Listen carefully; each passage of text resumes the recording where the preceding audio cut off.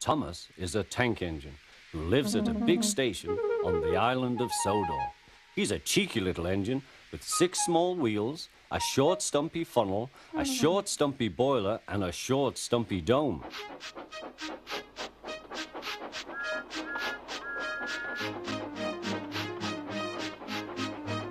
He's a fussy little engine too, always pulling coaches about ready for the big engines to take on long journeys.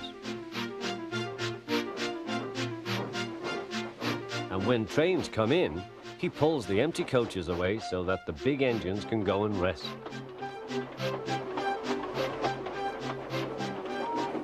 Thomas thinks no engine works as hard as he does. He loves playing tricks on them, including Gordon, the biggest and proudest engine of all. Thomas likes whistling rudely at him. "Wake up, lazy bones, why don't you work hard like me?"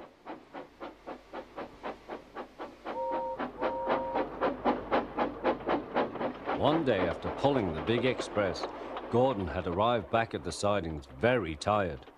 He was just going to sleep when Thomas came up in his cheeky way. "Wake up, lazy bones, do some hard work for a change. You can't catch me." And off he ran laughing. Instead of going to sleep again, Gordon thought how he could get back at Thomas. One morning, Thomas wouldn't wake up. His driver and fireman couldn't make him start. His fire went out and there was not enough steam. It was nearly time for the express. People were waiting, but the coaches weren't ready. At last, Thomas started.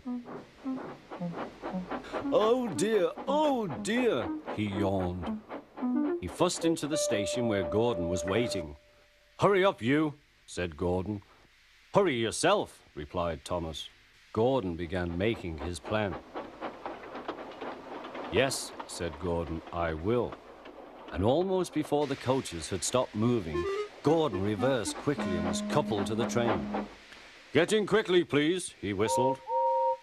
Thomas usually pushed behind the big trains to help them start, but he was always uncoupled first. This time, Gordon started so quickly they forgot to uncouple Thomas. Gordon's chance had come.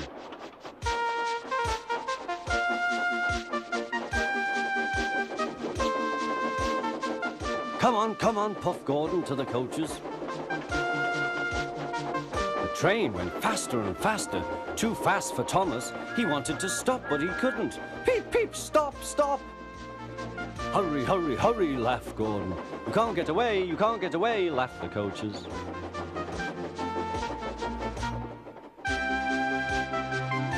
Poor Thomas was going faster than he had ever gone before. He was out of breath and his wheels hurt him, but he had to go on. "I shall never be the same again," he thought sadly. "My wheels will be quite worn out."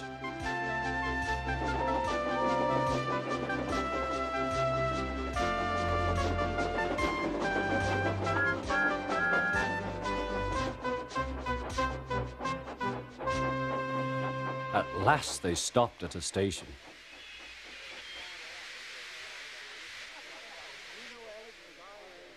Thomas was uncoupled, and he felt very silly and exhausted. Next, he went on to a turntable, thinking of everyone laughing at him.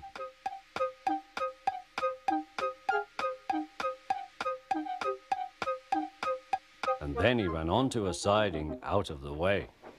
"Well, little Thomas," chuckled Gordon, "now you know what hard work means, don't you?" Poor Thomas couldn't answer. He had no breath. He just puffed slowly away to rest and had a long, long drink. He went home very slowly and was careful afterwards never to be cheeky to Gordon again.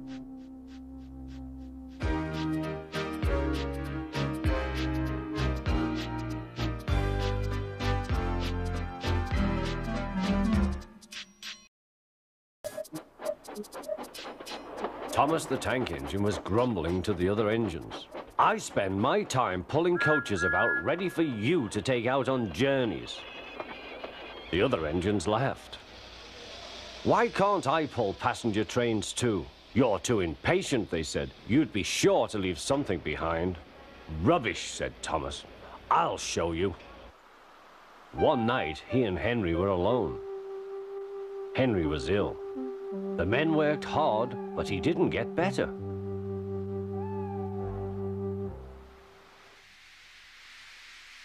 He felt just as bad next morning. Henry usually pulled the first train, and Thomas had to get his coaches ready. If Henry is ill, he thought, perhaps I shall pull his train. Thomas ran to find the coaches. Come along, he fussed. There's plenty of time, they grumbled. Thomas took them to the platform and wanted to run round in front at once. But his driver wouldn't let him. Don't be impatient, Thomas. Thomas waited and waited. The people got in. The guard and station master walked up and down. The porter banged the doors, and still Henry didn't come. Thomas got more and more excited. The Fat Controller came to see what was the matter, and the guard and the station master told him about Henry. Find another engine, he ordered. There's only Thomas, they said. You'll have to do it then, Thomas. Be quick now. So Thomas ran round to the front and back down on the coaches ready to start.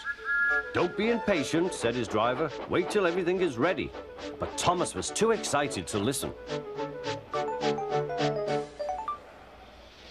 What happened then, no one knows. Perhaps they forgot to couple Thomas to the train, or perhaps the driver pulled the lever by mistake. Anyhow, Thomas started. As he passed the first signal box, men waved and shouted, but he didn't stop. They're waving because I'm such a splendid engine, he thought importantly.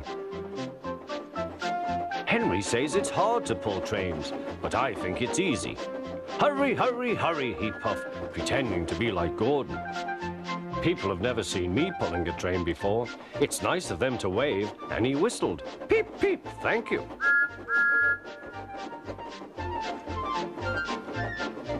Then he came to a signal at danger. Bother, he thought. I must stop, and I was going so nicely too. What a nuisance signals are. He blew an angry peep, peep on his whistle. The signalman ran up. Hello, Thomas, he said. What are you doing here? I'm pulling a train, said Thomas. Can't you see? Where are your coaches, then? Thomas looked back. Why, bless me, he said, if we haven't left them behind. Yes, said the signalman. You'd better go back quickly and fetch them. Poor Thomas was so sad he nearly cried. Cheer up, said his driver. Let's go back quickly and try again.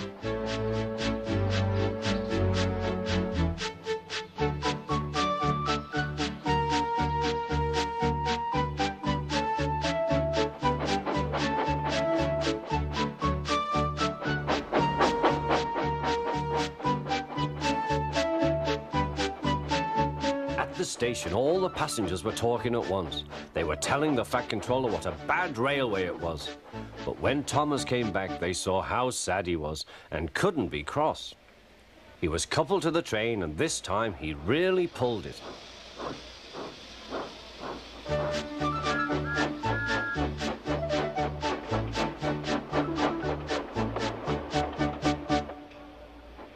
But for a long time afterwards, the other engines laughed at Thomas and said, Look, there's Thomas, who wanted to pull a train, but forgot about the coaches.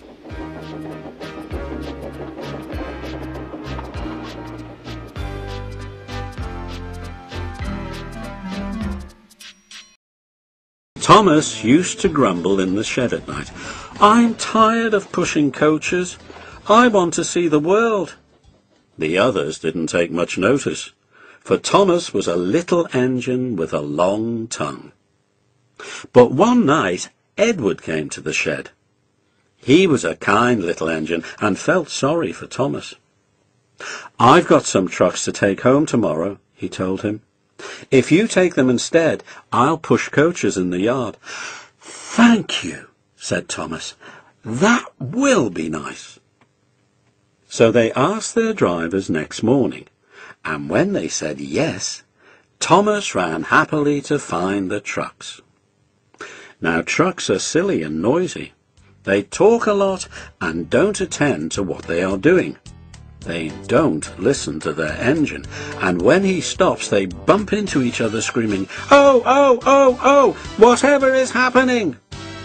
And, I'm sorry to say, they play tricks on an engine who is not used to them. Edward knew all about trucks. He warned Thomas to be careful, but Thomas was too excited to listen. The shunter fastened the coupling, and when the signal dropped, Thomas was ready. The guard blew his whistle. "Peep, peep," answered Thomas, and started off. But the trucks weren't ready. "Oh, oh, oh, oh," they screamed as their couplings tightened. "Wait, Thomas, wait!" But Thomas wouldn't wait. Come on, he puffed, and the trucks grumbled slowly out of the siding onto the main line. Thomas was happy. Come along, he puffed. "All right, don't fuss, all right, don't fuss," grumbled the trucks. They clattered through stations and rumbled over bridges. Thomas whistled, "Peep, peep," and they rushed through the tunnel in which Henry had been shut up. Then they came to the top of the hill where Gordon had stuck. "Steady now, steady," warned the driver, and he shut off steam and began to put on the brakes. We're stopping, called Thomas. "No, no, no, no," answered the trucks and bumped into each other. Go on, and before his driver could stop them, they had pushed Thomas down the hill and were rattling and laughing behind him. Poor Thomas tried hard to stop them from making him go too fast. Stop pushing, he hissed. But the trucks would not stop. Go on, they giggled in their silly way. He was glad when they got to the bottom. Then he saw in front the place where they had to stop. Oh dear, what shall I do? They rattled through the station, and luckily the line was clear as they swerved into the goods yard. "Ooh, groaned Thomas as his brakes held fast and he skidded along the rails. "I must stop," and he shut his eyes tight. When he opened them, he saw he had stopped just in front of the buffers, and there watching him was the fat director. "What are you doing here, Thomas?" he asked sternly. "I've brought Edward's trucks," Thomas answered. "Why did you come so fast?" "I didn't mean to. I was pushed," said Thomas sadly. "Haven't you pulled trucks before?" "No." "Then you've a lot to learn about trucks, little Thomas. They are silly things and must be kept in their place. After pushing them about here for a few weeks, you'll know almost as much about them as Edward. Then you'll be a really useful engine."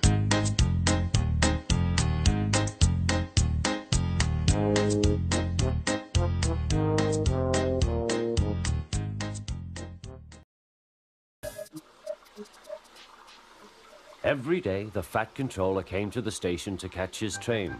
"Hello," he always said to Thomas. "Remember, don't be impatient, Thomas. You can never be as strong and fast as Gordon, but you can be a really useful engine. Don't let the silly trucks tease you." There were lots of trucks, and Thomas worked very hard pushing and pulling them into place.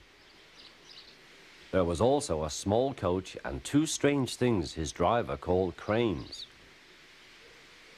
"That's the breakdown train," he told Thomas. "The cranes are for lifting heavy things like engines and coaches and trucks." One day, Thomas was in the yard. Suddenly, he heard an engine whistling. "Help! Help!" A goods train came rushing through much too fast. The engine was James, and he was frightened. His brake blocks were on fire. They're pushing me, he panted. On, laughed the trucks. Still whistling, "Help! Help!" Poor James disappeared. "I'd like to teach those trucks a lesson," said Thomas the Tank Engine. Soon came the alarm. "James is off the line. The breakdown train, quickly!" Thomas was coupled on, and off they went.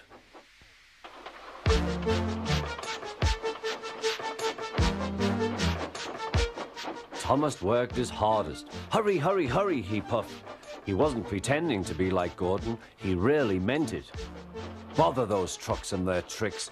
I hope poor James isn't hurt.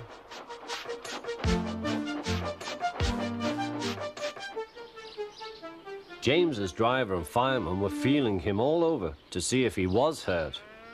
Never mind, James, they said. It wasn't your fault. It was those wooden brakes they gave you. We always said they were no good.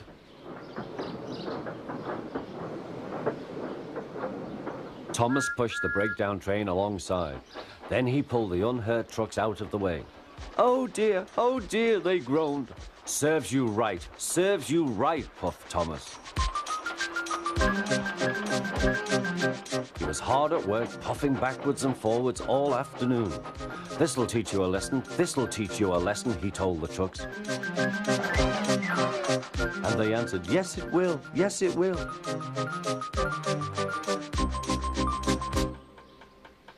They left the broken trucks, then with 2 cranes they put James back on the rails.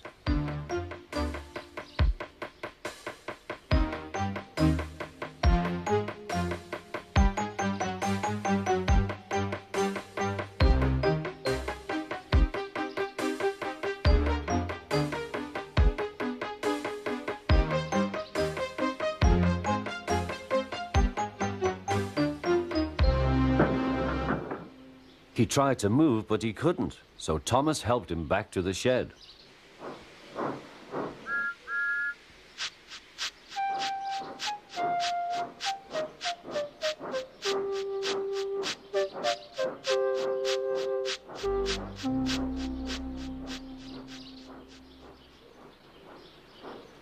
The Fat Controller was waiting anxiously for them. Well, Thomas, he said, I've heard all about it and I'm very pleased with you. You're a really useful engine. James shall have some proper brakes and a new coat of paint. And you shall have a branch line all to yourself. Oh, thank you, sir, said Thomas. Now Thomas is as happy as can be. He has a branch line and 2 coaches called Annie and Clarabelle. He puffs proudly backwards and forwards with them all day.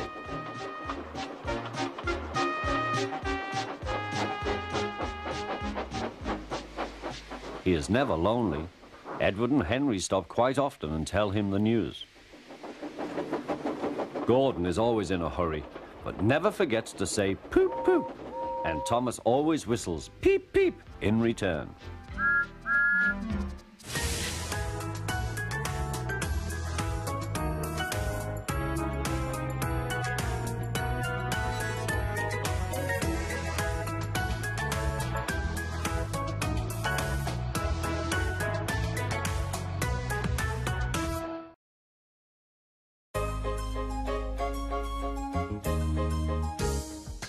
He's a really useful engine, you know.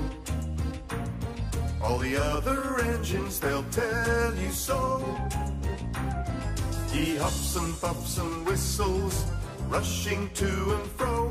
He's the really useful engine we adore. He's the one. He's the one. He's the really useful engine that we adore. He's the one. He's the number one. Thomas the Tank Engine. He's a really useful engine, you know. 'Cause the Fat Controller, he told him so.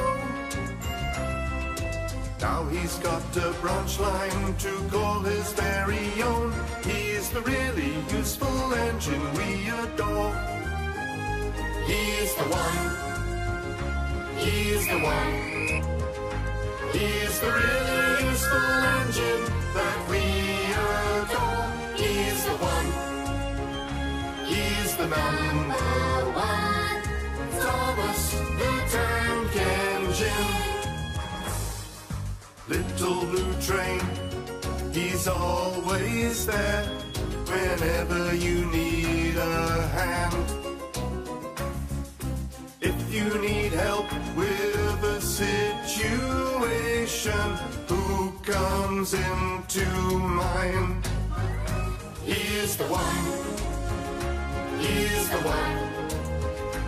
He's the really useful engine that we adore. He's the one. He's the number